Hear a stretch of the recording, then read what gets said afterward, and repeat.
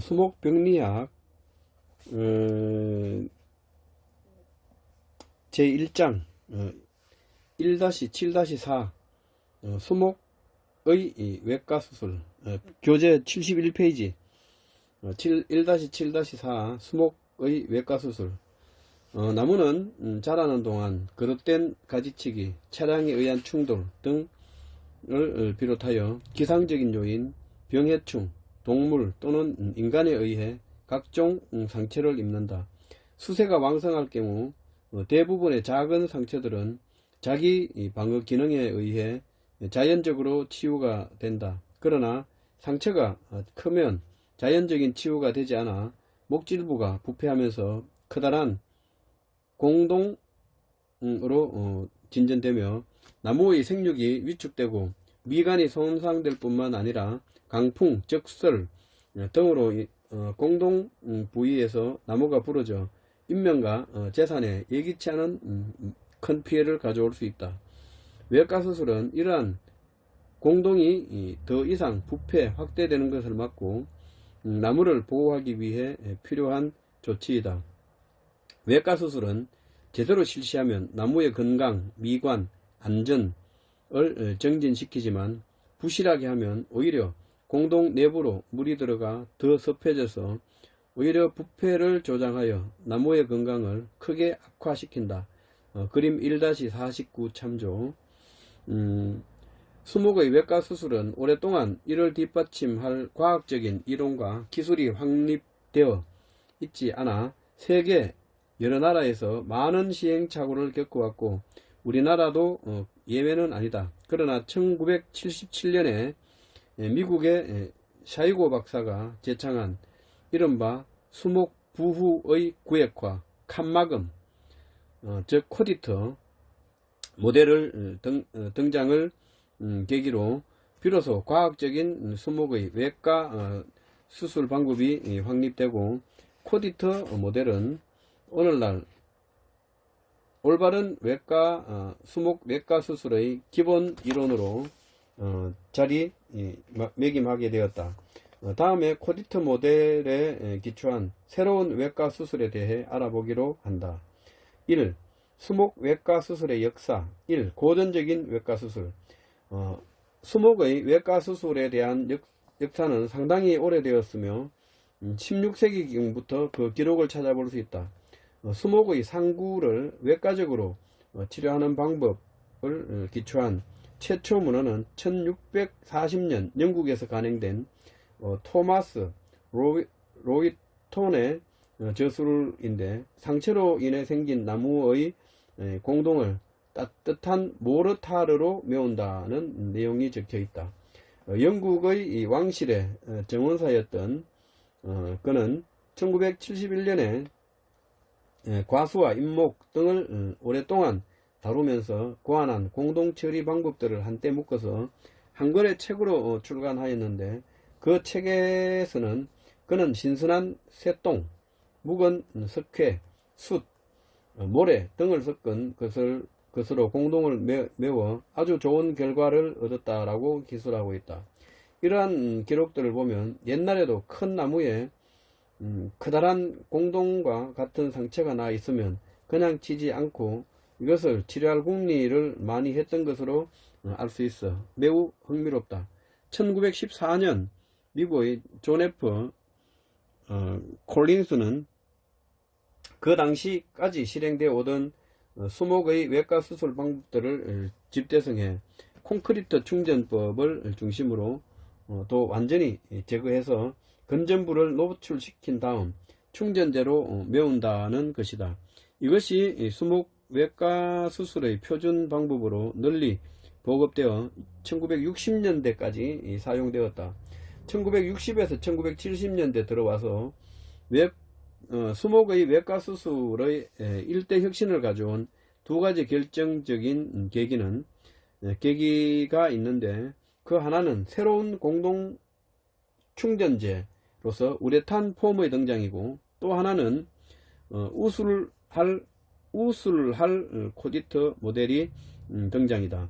1962년에 미국의 메이는 그때까지 사용되던 콘크리트를 대체할 공동 충전재로 경질 우레탄 폼, 이하 우레탄 폼으로 약칭을 사용할 것을 처음 제안하였는데 1970년에 킹 등에 의해 우레탄 폼이 공동 충전재에 실용되고 널리 보급되면서 콘크리트는 거의 사용하지 않게 되었다. 이와 같이 우레탄 폼의 등장으로 콜린스 1회의 콘크리트 충전 시대는 막을 내리고 역사의 뒤안길로 물러나게 되었다. 콘크리트는 단위 공간당 강도는 높지만 목재와의 접착성이 나쁘고 나무와 함께 움직일 수 있는 유연성이 없으므로 공동이 클 경우 역학적인 보강 효과도 낮다. 뿐만 아니라 흡습성, 보수성이 높아서 오히려 부후를 조장하기 때문에 충전재로 부적합하다. 우레탄 폼의 경우 단위 공간당 강도는 콘크리트보다 낮지만 접착성과 유연성이 월등하고 흡습성과 보수성이 낮으며 무엇보다 높은 발포성, 팽창력 때문에 콘크리트나 모르타르 등으로 메우기 어려운 요철과 굴곡이 심한 공동의 구석구석 빈틈없이 쉽게 메울 수 있고 사용하기에도 편리하므로 콘크리트를 대체할 새로운 충전재로 많은 장점을 가지고 있다. 그러나 우레탄 폼은 강도가 낮고 직사광선에 약해 잘 부서지기 때문에 경화된 우레탄 폼을 외부의 충격으로부터 보호하고 직사광선에 노출되지 않도록 반드시 표면 처리를 해야 한다. 우리나라에서는 2003년에 라가 개발한 실리콘 코르크 반죽에 의한 표면 처리 방법이 널리 사용되고 있다. 이 코디트 모델의 등장과 새로운 수목 외과 수술 1959년도부터 기계톱으로부터 무려 1만 5천 본이 넘는 여러 수종의 생림목을 종할해부하면서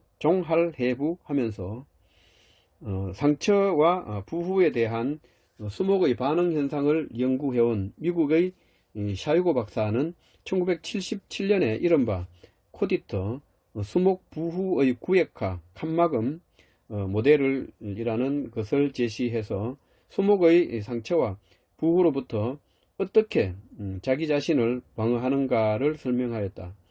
수목의 외과 수술과 관련된 코디트 모델의 핵심은 수목은 자기 방어 기작에 의해 부후 외척의 변색제와 건전제의 경계에 방어벽을 형성하여 그림 1-50에서 1-52 참조 부후군의 침입에 저항하는데 이것이 파괴되면 부후군의 방어벽을 돌파하면서 건전제로 침입해서 부후를 확대시키기 때문에 외과 수술 시에 방어벽이 형성된 변색제나 건전제에 상처를 내면 안 된다는 것이다.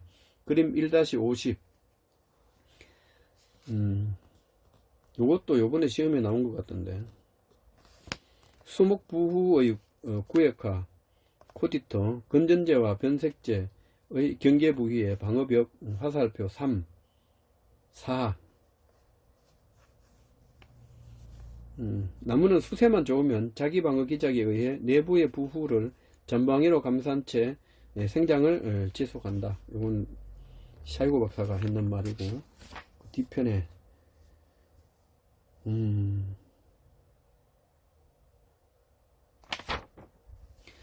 다시 말해 공동 내의 부후부를 제거할 때 푸석푸석한 부후재만을 걷어내고 변색부나 건전부를 도려내면 안 된다는 것이다. 그러나 종래의 외과 수술은 이와 정반대로 부후재를 완전히 제거하고 변색제까지도 모두 도려내어 건전부를 노출시킨다는 것을 기본 원칙으로 해서 실행되었다. 따라서 이 원칙대로 하면 코디트 모델에서 말하는 방어벽들이 모두 파괴되어 도리어 부후를 조장하고 수목의 건강을 악화시키는 결과가 되므로 이러한 기본 원칙은 크게 잘못된 것임을 알 수 있다. 코디트 모델의 등장은 종래의 잘못된 외과 수술 방법을 수정하고 과학적인 이론에 기초한 올바른 수목의 외과 수술 방법을 확립하는 계기가 되었다. 코디트 모델이 세계적으로 인정되면서 미국과 영국은 1984년 그리고 일본은 1991년에 각각 코디트 모델에 기초한 수목의 외과 수술 지침을 만들어 이를 시행하고 있다. 이와 같이 1980년대에 들어와 코디트 모델이 수목 외과 수술의 기본 이론으로 자리매김하고 한편으로는 우레탄 충전법이 보편화됨으로써 종래의 콘크리트 충전법으로 붓을 중심으로 한 고전적인 수목 외과 수술 시대는 막을 내리고 새로운 수목 외과 수술 시대가 열리게 되었다. 이 올바른 수목 외과 수술의 개념. 수목 외과 수술을 올바르게 하기 위해서는 코디트 모델에 대해 잘 이해할 필요가 있다. 코디트란 상처에 대한 나무의 자기 방어 기작을 설명하는 모델로서 이를 요약하면 나무는 상처를 입게 되면 재질 부후군을 비롯하여 여러 상처 미생물 주로 나무의 상처에 서식하는 미생물 상처 미생물의 침입을 봉쇄하고 감염된 조직의 확대를 최소화하기 위해 상처 주위에 여러 방향으로 화학적, 물리적 방어벽을 만들어 저항한다는 것이다. 75페이지 위에 둘째 줄, 셋째 줄. 샬고 박사는 이처럼 상처를 입은 나무가 여러 방향으로 방어벽을 만들어 부후균과 부후균에 감염된 조직을 입체적으로 칸에 가두어 봉쇄하는 자기 방어 기작을 수목 부후의 구획화 칸막음 코디트라 불렀다. 이를 좀 더 자세하게 설명하면 나무는 상처가 나면 그림 1-51, 1-52에 보는 바와 같이 1, 2, 3, 4 4개 방향으로 방어벽을 만들어 부후의 확대를 저항한다. 방어벽 1은 부후가 상처의 위아래로 즉 세로축 방향으로 섬유 방향으로 진전되는 것을 막기 위해 물관, 도관이나 흠물관, 가도관을 폐쇄시키면서 만든 벽이다. 방어벽 2는 부후가 나무의 중심부를 향해 방사방향으로 진전되는 것을 막기 위해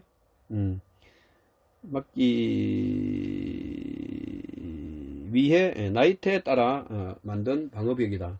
방어벽 3은 부후가 나이테를 따라 둘레 방향으로 즉 접선 방향으로 진전되는 것을 저지하기 위한 방사 단면에 만든 벽이다. 방어벽 4는 노출된 외부 상처를 밖에서 에워싸기 위해 상처가 난 후에 형성층이 세포 분열을 통해서 신생세포로 된 방어벽이다.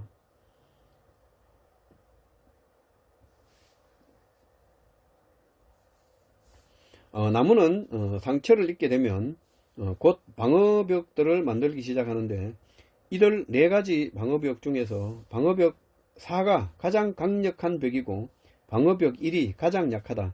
많은 경우 나무의 변색과 부후가 2번이나 3번 방향 보다 1번 방향 위아래 1번 방향은 위아래 방향으로 더 빠르게 진행되는 것은 바로 1번 방어벽이 이들보다 약하기 때문이다. 가장 강력한 4번 방어벽은 상처가 난 이후에 형성된 조직에 부후군이 침범하는 것을 막는다. 이들 방어벽은 부후제의 바깥쪽에 있는 변색제와 건전제의 경계에 있는데 이들이 파괴되면 부후는 빠르게 건전제로 확대된다. 나무가 자라면서 한평생 수많은 상처를 입고 많은 미생물의 침해를 받으면서도 수백 년씩이나 살아남는 것은 바로 수목 부후의 구획화 코디트 모델로 설명되는 나무의 자기 방어 기작 때문이다. 3. 외과 수술 시기. 수목의 외과 수술은 수술할 때 노출시킨 공동의 둘레의 형성층의 유압 조직이 활발하게 자라나오는 이른 봄의 실행에서 가을까지 유압 조직, 나중에 상처 유압제로 변한데, 가을까지 유압 조직의 생장을 극대화해 공동의 표면 처리층을 최대한 감싸도록 한다.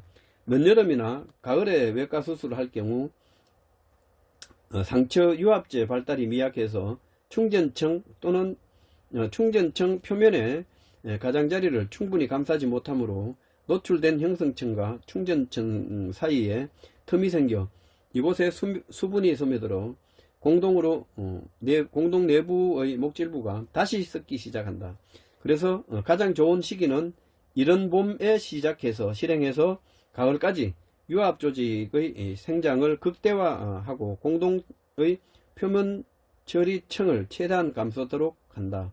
늦여름이나 가을에 외과 수술을 할 경우 공동 내부의 목질부가 다시 썩기 시작한다.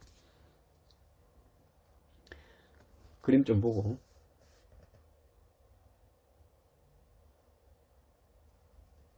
이거는 시험에 나와도 알 수 있을 것 같아. 75쪽 맨 밑에 4. 외과 수술의 실제 1. 외과 수술 대상목의 결정. 외과 수술은 상처나 공동이 너무 크고 깊지 않을 때 실행하면 부패 확대를 방지하고 나무의 건강을 증진하는 데 효과가 있다. 그러나 수목의 밑동이 크게 썩었거나 줄기나 가지의 공동이 지나치게 크고 깊으면 외과 수술을 해도 강풍 등의 수술 부위가 부러지고 나무가 넘어질 위험이 크기 때문에 좋은 수술 결과를 기대하기 어렵다. 따라서 외과 수술에 앞서 먼저 나무의 상태가 수술하기에 합당한지 아닌지를 충분히 검토해서 신중하게 결정해야 한다. 그렇지 않은 경우 도리어 나무의 건강만 더 훼손시키고 수술 부위에 가지나 줄기가 부러짐으로 인명과 재산에 큰 피해를 주는 결과를 가져올 수 있다. 2. 외과 수술 전후의 수목 활력도 측정. 외과 수술의 가장 중요한 목적은 나무의 건강 회복과 수세 정진에 있다. 따라서 외과 수술을 통해 수세가 호전되는지를 객관적으로 확인할 필요가 있다. 그러기 위해서는 수세 진단기, 즉 준서메타, 샤이고메타도 있고, 준서메타는 요거 우리 이경준 박사님하고 몇 분이서 만들어서 준서메타라고, 수세 진단기 샤이고메타하고 준서메타로 등으로 수술을 하기 전에 그리고 수술 후에 정기적으로 4월과 8월에 나무의 활력도를 측정해서 수술 전과 수술 후의 수세를 비교 점검해야 한다. 외과 수술을 받은 나무의 과학적인 관리를 위해 수술에 착수하기 전에 그리고 수술 후에 정기적인 활력도 측정은 필수적이다. 3.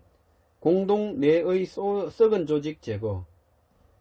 A. 부후가 진행 중인 공동의 경우 공동 내부가 습하고 푸석한 썩은 조직이 보이면 목질부의 부후가 진행 중임을 알 수 있다. 그림 1-53B 참조.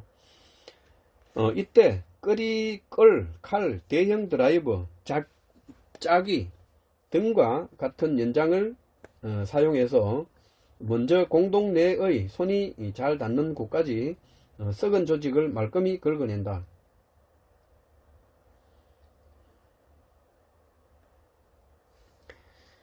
한편 공동 내의 요철 부분이나 손이 잘 닿지 않는 깊은 구석에 있는 썩은 조직은 공기 압축기, 에어 컴프레셔나 에어건으로 암적 공기를 분사하여 벗겨낸다. 공기 압축기는 작업이 힘든 공동 내의 깊은 구석이나 요철 부분에 푸석푸석한 썩은 조직을 제거하는데 매우 편리할 뿐만 아니라 공동 구석구석에 고여있는 수분을 제거하는데도 매우 효과적이다. 골프장 등에서 많이 사용하는 동력 송풍기도 공동 내의 썩은 나무 부스레기를 제거하는데 매우 효과적이다. 77페이지 메뉴에 동력 송풍기를 사용할 때는 튀는 나무 부스러기가 눈에 상하지 않도록 반드시 보호안경을 착용하고 작업을 해야 된다.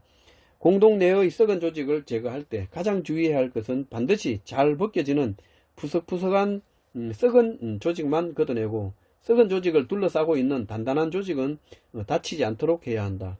썩은 조직을 제거하다가 단단한 조직이 나오면 그것이 비록 변색되어 있다 하더라도 제거하지 말고 그대로 두어야 한다. 썩은 조직을 철저하게 제거한다고 부후 부위 주변의 변색된 단단한 조직까지 과도하게 깎아내면 나무의 자체 방어 기작에 건전부와 부후부의 경계에 형성된 방어벽을 파괴하게 되어 오히려 부후의 진행을 조장해서 공동의 상태를 더 악화시키는 결과를 초래한다. 따라서 썩은 조직을 다소 남겨두더라도 단단한 조직은 되도록 다치지 않도록 주의해야 한다. 종래의 외과 수술에서는 변색되지 않는 건전한 목질부 조직이 나올 때까지 부후부 주변의 변색에 있는 단단한 목질부까지도 모두 제거하는 것이 관행이었으나 앞에서 언급한 바와 같이 코디터 모델을 통해 이러한 관행이 크게 잘못되었다는 것이 밝혀졌다. 썩은 조직을 제거할 때에는 공동 가장자리에 이미 형성되어 있는 상처 유합제가 다치지 않도록 특별히 주의해야 한다. 종래에는 썩은 조직을 제거한 다음 알코올 등으로 절개면을 소독하고 방부제 등을 처리해 왔다. 그러나 코디터 모델에 기초한 외과 수술에서는 각종 목재 서식균이 침입해 있는 변색부를 제거하지 않고 그대로 남겨두기 때문에 알코올에 의한 표면 소독이나 방부제 처리는 별 의미가 없다. 또한 목재가 아닌 생림목의 방부제를 사용할 경우 살아있는 목질부 세포와 형성층 세포들을 죽임으로써 도리어 상처 유합제의 발달을 저해하는 역효과를 가져올 수도 있다. 부후제를 제거한 다음 변색부나 외관상 건전해 보이는 목질부에 침입해 있는 부후균을 살균하는 것이 바람직하지만 살아있는 조직에 피해를 주지 않고 생림목에 깊숙이 침입해 있는 부후균을 효과적으로 제거할 수 있는 약제는 현재 없으며 이는 앞으로도 외과 수술에서 해결해야 할 중요한 과제이기도 하다. 읽으면서 이제 그 생각을 했었는데, 생립목에 깊숙이 침입해 있는 부후균을 효과적으로 제거할 수 있는 약제는 현재 없으며 이는 앞으로 외과 수술에서 해결해야 할 중요한 과제이기도 하다. B. 부후의 진행이 멈춘 공동의 경우 나무의 자체 방어 기작에 의해 부후의 진행이 멈추어 공동 내에 푸석푸석한 썩은 조직이 없고 노출된 목질부의 조직이 단단할 때는 그림 1-53의 AC 참조. 비록 변색이 되어 있다 하더라도 이것을 깎아내서는 안된다.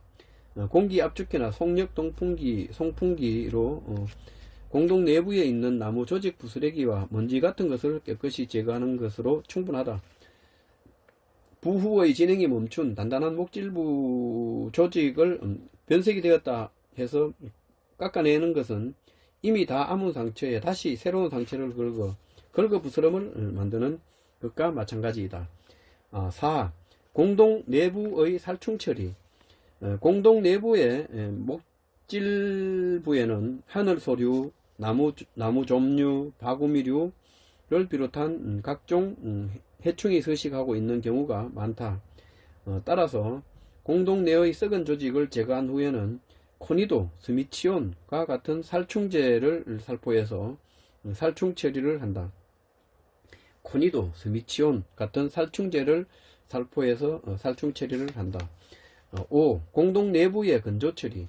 크고 깊은 공동은 그 내부가 물에 젖어 있는 경우가 많다. 따라서 살충 처리가 끝나면 동력 송풍기를 사용해서 공동 내에 물기가 하나도 없도록 뽀송뽀송하게 말려야 한다. 공동 내부가 완전히 마르지 않고 수분이 조금이라도 남아있는 상태에서 공동을 메우게 되면 공동 내의 목질부가 다시 썩게 되므로 아무리 공동을 잘 메워도 나중에 목질부와 충전부의 접합 부위에서 부패한 수액이 흘러나와 접합부 위에 틈이 벌어지면서 외부로 공동 내부의 물이 스며들게 된다. 공동을 잘 메웠는데도 공동 부위에서 썩은 수액이 흘러나오는 것은 대부분 공동 내부를 충분히 말리지 않고 물기가 남아있는 상태에서 공동을 메웠기 때문이며 공동의 외과 수술에 실패하는 중요한 원인이 된다. 자연 상태에서 며칠이 걸려도 크고 깊숙한 공동 내의 물기를 완전히 제거해서 뽀송뽀송하게 말리기는 어렵다. 그러나 동력 송풍기를 사용하면 웬만하면 한두 시간 안에 그 내부를 뽀송뽀송하게 충분히 말릴 수 있어 편리하다. 6. 보호막 처리. 공동 내부가 뽀송뽀송하게 되면 완전히 말라서 물기가 하나도 없는 것을 확인한 다음 락발삼이나 티오파네이트 메틸 도포제, 테부코나졸 도포제, 실바코 도포제와 같은 상처 도포제를 발라서 나중에 우레탄 폼으로 공동을 메울 때 공동 내의 목질부와 우레탄 폼이 직접 맞닿는 것을 차단한다. 이들 상처 도포제는 어느 정도 방균 및 방수 효과가 있고 또 노출된 목질부의 조직이나 형성층과 직접 접촉해도 해가 없으므로 부후부를 제거한 다음 노출된 목질부 표면에 바르면 목질부를 보호하는 데 효과적이다. 이들 도포제를 바른 다음 그대로 두면 완전히 마르는데 하루 정도가 걸린다. 그러나 동력 선풍기를 사용하면 1시간 내에 완전히 말릴 수 있으므로 수술 시간을 크게 단축할 수 있다. 7. 공동 가장자리의 형성층 노출.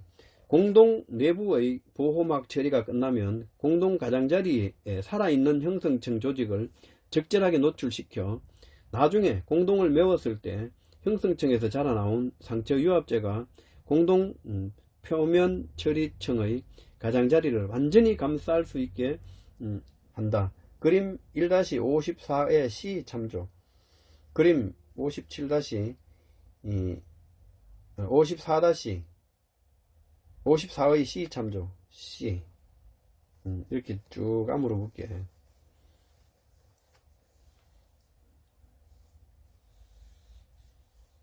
(1-55) 실리콘 코르크 반죽으로 작은 공동 메우기. 참 기술이 좋아. 교재 78페이지 중간. 이때 공동 입구의 둥글게 말려 들어간 상처 유합제의 수피를 본래 목질부 층에서 위쪽으로 약 5mm 정도 되는 위치에서 예리한 칼이나 끌 등으로 매끈하게 도려내어 수피 밑의 형성층을 노출시킨다.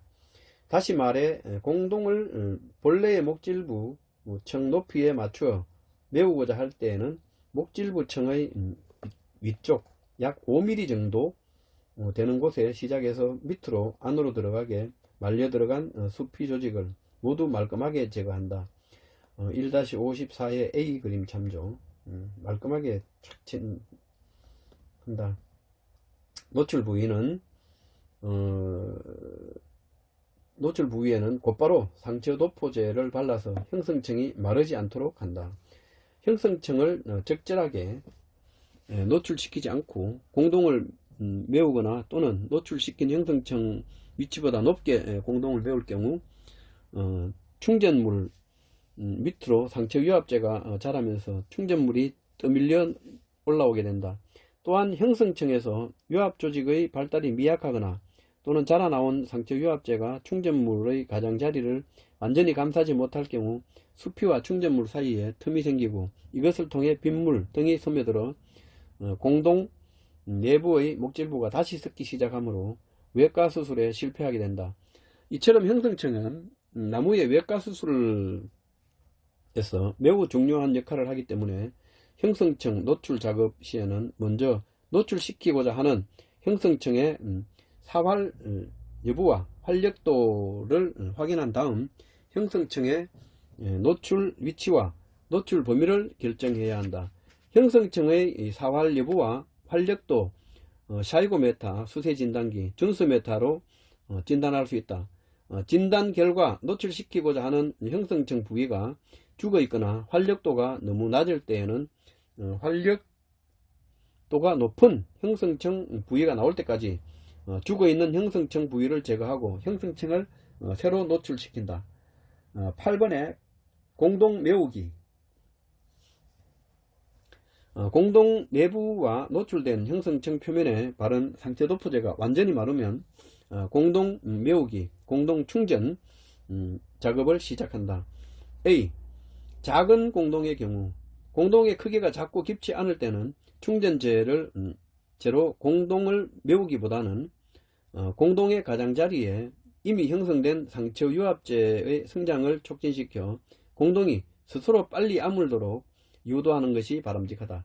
그러기 위해서는 공동 내의 푸석푸석한 썩은 조직과 공동 주위에 들뜬 수피를 말끔히 제거하고 물기가 없도록 공동 내부를 뽀송뽀송하게 말린 다음 상처 도포제를 바르고 이미 형성된 상처유합제를 다치지 않도록 해야 한다. 그러나 나무의 미관을 위해 공동을 메울 필요가 있다고 판단되면 앞에서 기술한 형성층 노출까지 작업을 마친 후 비오염 실리콘 실란트에 코르크 가루를 섞어서 만든 반죽으로 직접 공동을 메운다. 그림 1-55 참조. 실리콘 실란트는 회색, 흑색, 밤색, 청색 등 여러가지 색상으로 판매되므로 이들을 적절하게 배합해서 원하는 수피 색깔로 맞출 수 있다. 기본적으로 회색 실란트에 다른 색상의 실란트를 소량 배합해서 색깔을 맞춘다. 그림 1-55 너름나무. A는 너름나무 작은 공동, B는 노출시킨 형성층 부위에 도포제를 바른 모습, C는 실리콘 코르크 반죽으로 메운 작은 공동. 여기는 어느 정도 다 암호를 갖고 있었네. 교재 80페이지 맨 위에 실리콘 코르크 반죽은 다음과 같이 만든다. 먼저 고무대야에 회색, 흑색 등의 실란트를 적당히 배합해서 원하는 나무 껍질과 같은 색으로 맞춘다. 실리콘을 손으로 배합할 때 고무장갑을 끼고 작업을 한다. 대량의 실리콘을 배합할 때는 전동 교반기를 사용하면 편리하다. 실리콘의 색상 배합이 끝나면 여기에 직경 3cm 정도 되는 코르크 가루를 넣고 잘 섞어서 반죽을 만드는데 보통 실리콘 실란트 코렉실 SL999의 경우 500ml의 코르크 가루 약 100g을 비율로 섞으면 적당하다. 5대1이네.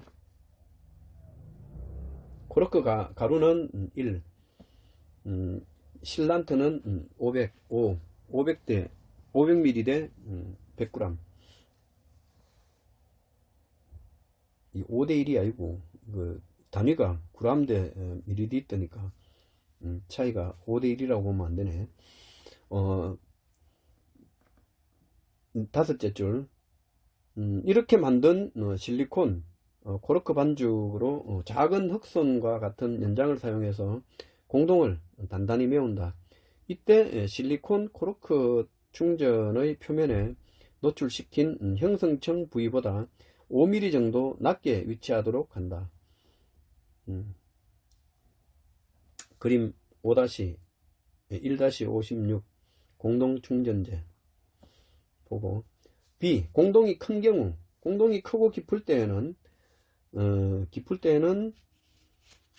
일액형 발포성 우레탄 폼 1-56 왼쪽 참조. 발포성. 안 그래도 이 생각하고 있었네 계속. 공동을 메운다. 웬만한 크기의 공동을 메울 때는 시중에서 구하기 힘들고 쉽고 사용하기 편리한 일액형 우레탄 폼이 좋으며, 특히 높은 곳에서 공동을 메울 때 편리하다. 큰 공동을 메울 때는 메우는 순서는 우선 다음과 같다. 그림 1-57을 참조. 먼저 보호 테이프와 신문지로 노출된 형성층 부위를 포함한 공동의 가장자리 부분을 폭넓게 감싼다. 1-51의 1 참조.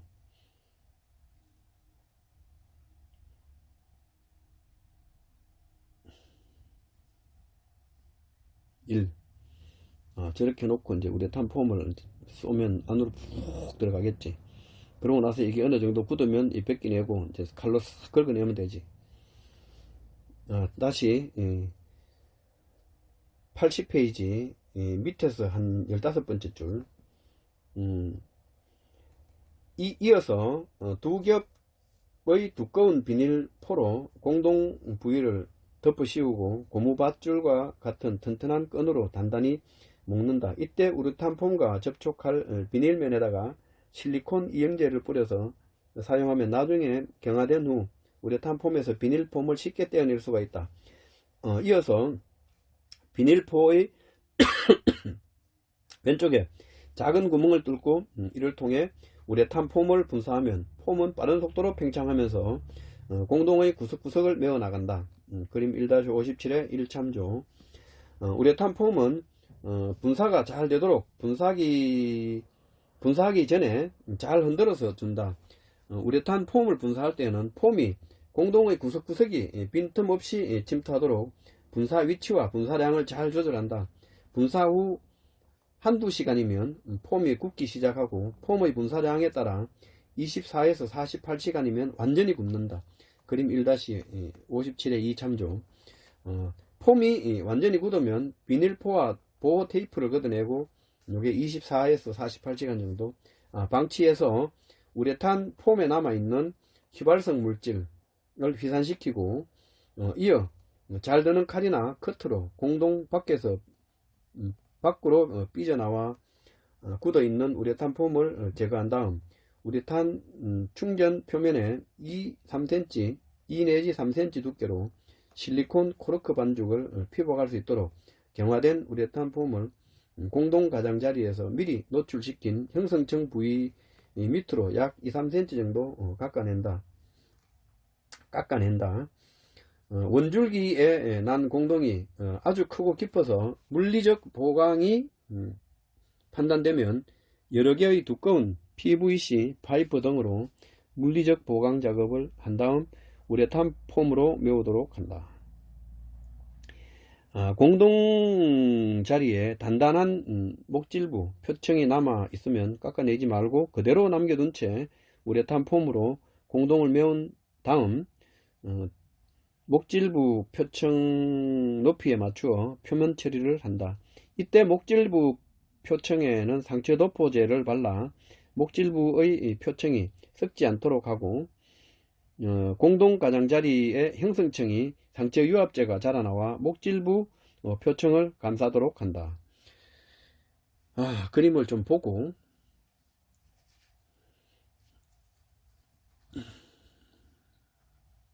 이것도 난 잘할 수 있을 것 같아. 유능한 나무위선 이런 것도 잘해야지. 그림 1-57 공동 메우기 순서. 이거는 뭐 이렇게 잘 머릿속에 잘 보면 될 것 같아. 실습할 때 이런 거 주고 한 60점 주면 잘할 수 있을 것 같은데. 교재 81페이지 하단 9 표면 처리. 공동을 메운 우레탄 폼은 외부 충격과 직사 광선에 약해서 그대로 외부에 노출되면 잘 부서지기 때문에 경화된 우레탄 폼의 다듬기 작업이 끝나면 우레탄 충전청의 표면에 흑손을 사용해서 원하는 수피색으로 조제한 실리콘 코르크 반죽을 2에서 3cm 두께로 단단하게 피복하여 내부의 우레탄 충전청을 보호한다. 그림 1-50 7에 56 참조. 색깔 비슷한 걸로 했네. 이때 실리콘 코르크 반죽으로 피복한 표면 처리층이 공동 가장자리의 수피를 도려내어 노출시킨 형성층의 위치보다 5mm 정도 낮게 위치하도록 형성층에서 자라나오는 상처 유압제가 표면 처리층의 가장자리를 완전히 감싸할 수 있도록 해야 한다. 그림 1-58 및 1-59 참조. 82페이지. 표면 처리층이 형성층보다 높게 위치하면 안 된다. 표면 처리층이 형성층보다 높게 위치하면 안 된다. 요거 이제 이론 2차 시험에 나올 때 그림 잘 그리면 될 것 같아. 요거 그림 잘 그리면 될 것 같아. 그림 1-58 충전 중 전후 공동 단면. 이거 우리 나용준 박사님이 그리는 그림이에요.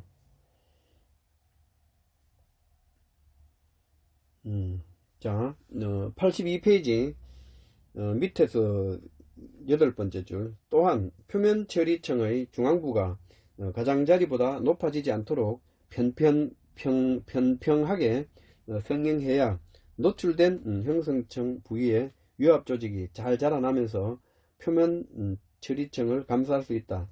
이때 시공한 실리콘 코르크 반죽은 2-3mm면 완전히 굳는다. 한편 대형 공동의 경우는 공동을 메우고 성형한 우레탄 충전층의 표면이 매우 넓은데 여기에 직접 실리콘 코르크 반죽을 바르면 나중에 실리콘 코르크 반죽 처리층이 들떠 일어날 수 있다. 이러한 현상을 방지하기 위해서는 성형된 우레탄 충전층 표면에 먼저 코르크 가루를 섞지 않은 실리콘으로 얇게 촉을 바르기를 한 다음 그 위에 실리콘 코르크 반죽을 덧바르면 접착력이 강화되어 들뜨지 않는다. 표면 처리는 외부에서 공동 내부로 물이나 습기가 스며들지 않도록 정밀하게 해야 한다. 그림 1-6번 60번 참조하고 부실하면 외부로부터 물이나 습기가 스며들어 목질부가 섞게 되므로 수술에 실패하게 된다. 실리콘 실란트 코르크 반죽은 외부의 충격과 직사광선에 강하고 접착성, 방수성, 내구성, 유연성이 우수할 뿐만 아니라 경화 후에도 수축되지 않고 경도가 변화가 적으며 무엇보다 작업성이 단순해 편리하다. 그림 1-60 능수버들의 외과수술 전후 모습. 외과수술 2년 후에 공동 가장자리에 잘 발달한 상처 유입제가 잘 나왔네. 이렇게 계속 이게 한 10년 20년이 된 얘기가 이제 막히겠지. 10번 외과수술 후의 관리. 외과수술 후에 자체 못지않게 외과수술 그 자체 못지않게 중요한 것은 수술 후의 관리이다. 아무리 수술을 잘했어도 적절한 사후 관리가 뒤따르지 않으면 수술 후의 효과를 상실하게 된다. 특히 큰 수술을 받은 나무들은 대부분 수술을 받기 이전 이미 정상적인 건강한 나무에 비해 수세가 많이 떨어져 있는 상태이므로 수술 후에는 지속적인 건강관리를 통해 수세를 정진시켜 줌으로써 부후에 대한 나무의 자기방어 시스템을 강화시키는 것이 중요하다. 좀 더 구체적으로 말하면 뿌리 발달을 촉진시키기 위해 밝은 촉진제의 토양관주, 영양제의 수간주사, 토양계량, 토양멀칭, 복토 제거, 복토가 되어 있는 경우에는 살살 긁어내야지. 등을 실시해서 나무의 생육 환경을 개선하고 수세를 정진시켜야 한다. 또한 수세 진단기를 통해서, 수세 진단기가 샤위고 메타하고 준수 메타야. 300만원 간다. 네? 수세 진단기를 이용하여 정기적으로 연 2회 4월과 8월 나무의 활력도를 조사해서 수세 호전 여부를 점검한다. 이제 1장 이제 마쳤어요. 다음에 2장씩 들어가야지.